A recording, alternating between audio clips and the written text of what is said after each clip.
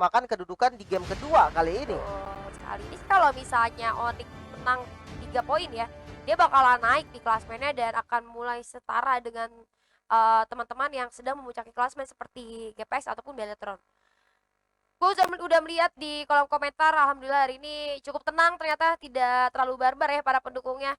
Bagus banget, tetap respect satu sama lain, dan pendukung GPX seperti biasa udah menunggu sabar ya. Kita akan masuk dulu ke match kita hari ini di antara RRQ Mika versus Onyx Zenith. Jangan lupa diramaikan. 1-0 skornya, tapi kita bakal melihat nih di game itu akan sepanas apa. Sementara kalau kita lihat ya Goldland pasti diisi sama marksman-nya, ini bakal menjadi fight marksman yang cukup alot sebenarnya, dimana Brody ini bisa dibilang landingnya cukup kuat. Brody ini lainnya cukup kuat, jadi mungkin harus lebih bersabar lagi dari seorang One. At least mereka sama-sama investasi lagi yang cukup baik. Dan Princess Paul kali ini sebelum didatengin ke arah hutannya, sebelum dilakukan invasi, mungkin dari seorang mainnya bakal coba untuk keblok dulu rotasi dari seorang Princess Paul. Oke, nggak dikasih masuk lagi ke arah red buff-nya, nggak mau sampai momen kejadian di game pertama terulang lagi. Sementara kalau kita lihat di mid lane, ini match up antara Kagura dan Parsia. Sebenarnya kalau di awal banget, Parsia masih bisa oke sih, sampai level 4 nanti. Betul sekali, mungkin dari segi range juga sama-sama cukup jauh ya dari Jogoy dan juga seorang Alin siap-siap untuk clearing wave. Cuman mungkin lebih bergerak ke arah seorang Alin, rotasinya bakal lebih cepat dipegang sama Alin. Kali ini kalau kita lihat itu dari seorang Mai dan Princess Paul benar-benar jalannya bersamaan ya, mirroring banget gitu. Princess Paul kemana diikutin. Oke, tadi Revenge coba menabrak sama Princess Paul, tapi tadi belum connect, ternyata bouncing ball coba digunakan terlebih dahulu oleh seorang Mai. Yes, dan untuk early game masih bakal pasif sepertinya untuk dari kedua tim. Paling nggak dia butuh level 4 lah. Dari Kagura atau dari Parsianya. Mungkin Balmon bisa lebih agresif daripada Karina. Ditungguin dong. Buat buffnya ditungguin. Benar-benar nggak boleh, namun ada Tower Defense yang menyambar kali, dan lethal counter yang berhasil mengamankan gold buff. Coba diputar dulu dan langsung milih untuk mundur. Ditungguinnya benar-benar berdiri ya. Benar-benar ditungguin di depan muka gitu ya. Nggak dibiarin dikasihin ke teman-teman dari Onyx Zenith. Dan dengan satu lethal counter berhasil didapatkan. Tapi nanti Kelar sudah mulai tercicil oleh seorang Yogoy. Tapi Princess Paul kalian sudah hadapan dengan seorang Kelar. Lumayan ke Princess Paul di early game, karena dari Princess Paul juga belum punya beberapa item yang cukup untuk di-ban. Tapi Alin kali ini cukup low, masih berhasil untuk mundur. Akan didaik dan hati-hati kembali harus, tapi first blood berhasil didapatkan dan ditukar dengan kematian seorang Princess Paul. Nice play dari seorang Alin, seenggaknya bisa untuk narik Princess Paul masuk ke arah dalam.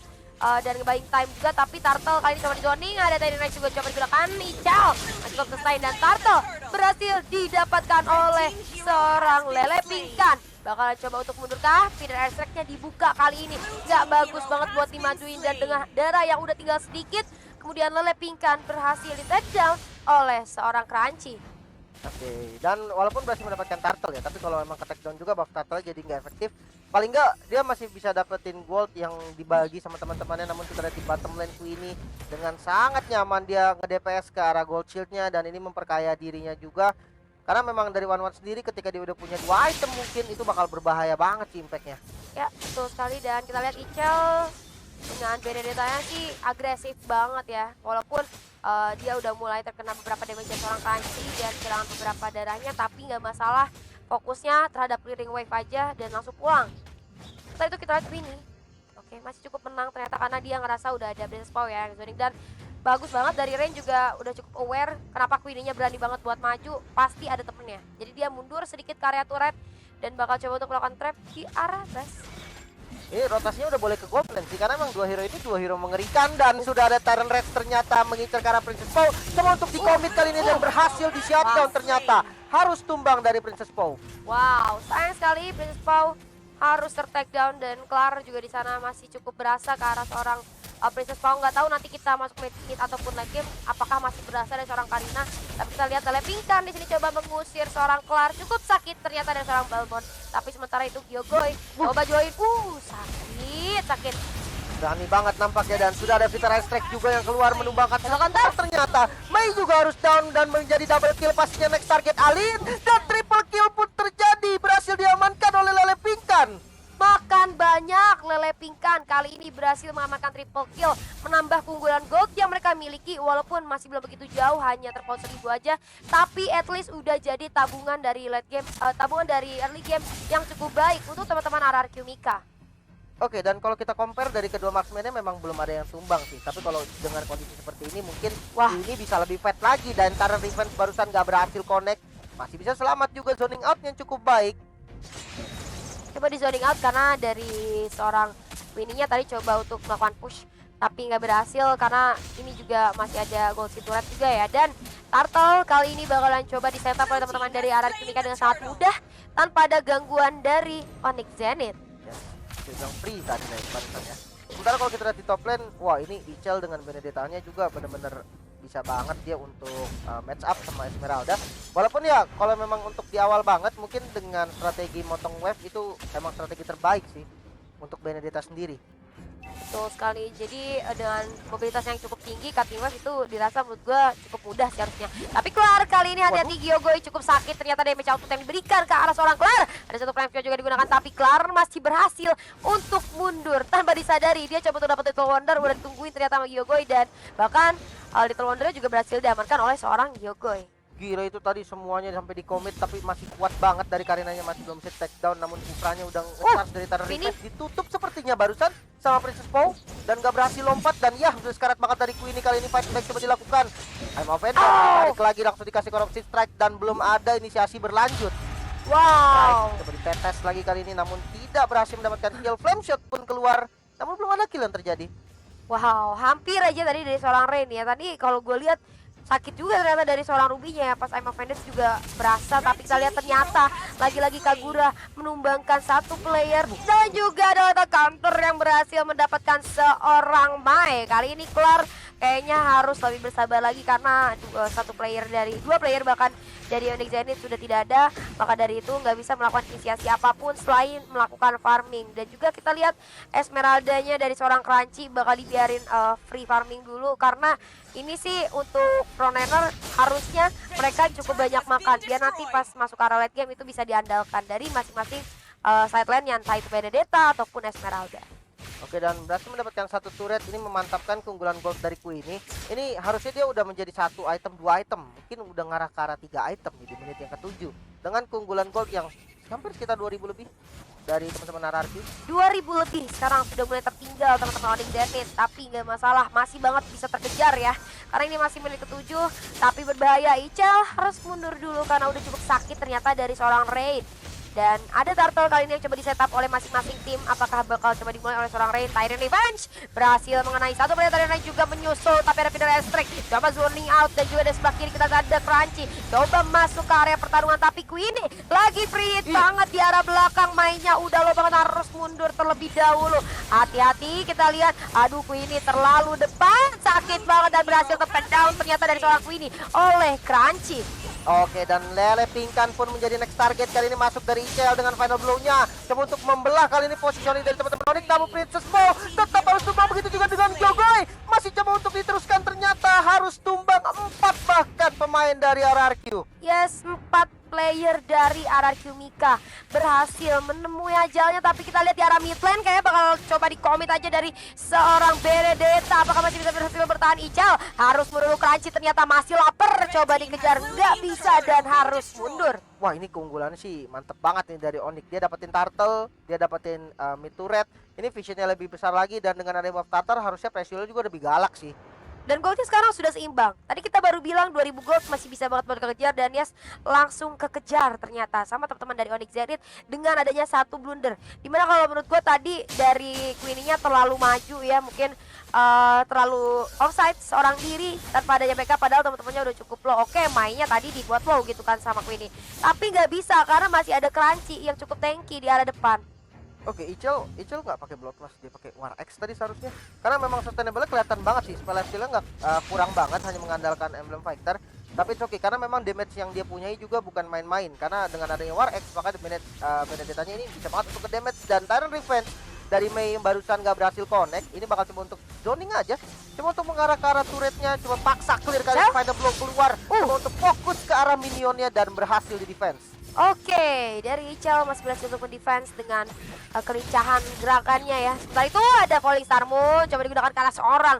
Queenie harus mundur terlebih dahulu dan cukup banyaknya pressure, tapi terkena emof dari seorang Mai. Coba kabur dengan bouncing bownya di arah belakang. Ali coba backup tapi nggak bisa karena ada lethal counter yang berhasil menumbangkan seorang Mai. Oke, padahal dia punya flicker, tapi dia nggak mau ngebuang flickernya mungkin buat escape. Flickernya mau digunakan buat offense nanti. It's okay, harus tumbang dari Mei. Namun kali ini turret di arah top lane yang dituju dari teman-teman RRQ. Coba di defense, kali ini sudah ada 2 pemain dari Onyx yang siap untuk melakukan defense. Dan sudah ada Falling Star Moon keluar dan belum ada inisiasi berlebih karena ke minionnya udah di clear. Yes, somehow kita lihat di area bottom lane dari seorang Ichel coba untuk melakukan split push aja karena dirasa udah nggak terlalu worth untuk fight 5 versus 5. Sementara kita lihat juga goldnya sudah mulai muncul dari Onyx Zenith, bahkan hanya tertinggal berapa ratus aja. Dan outer turret di arah top lane kayak bakal coba di commit rate seorang diri. Menurut gua mending mundur aja daripada dipaksakan. Hati-hati, baru aja gua bilang jangan dipaksakan. Oke, dan ya dia tadi coba untuk melakukan defense, untungnya nggak di commit tadi dengan corrosive strike yang agak salah. Sementara kalau kita lihat di sisi lain, Ichel sebenarnya lagi dikejar tadi sama Karina. Tapi ya dari Benedetta mobilitasnya tinggi banget, nggak gampang untuk dikejar, jadi masih aman. Kecuali mungkin pakai Aldos ya, masih bisa dikejar. Tapi akhirnya Bloodlust belum mau dibikin. Bahkan ini menarik sih, build item dari Ichel, dimana yang biasa kita lihat Benedetta menggunakan Bloodlust, dan kali ini dia langsung bikin 2 item defense dengan 1 item offense yaitu War Egg. Item yang menarik dari seorang Ichel. Dan kita lihat kali ini ada Mai berjumpa dengan seorang Princess Pau di area river, bakalan coba untuk dipukul juga oleh seorang Queenie. Ini sih kita kalau lihat one-one ya, dia mukul loncat. Sebenarnya pusing ya kalau menangkap one-one, tapi balik lagi kalau posisinya terlalu offside juga bisa dengan gampang.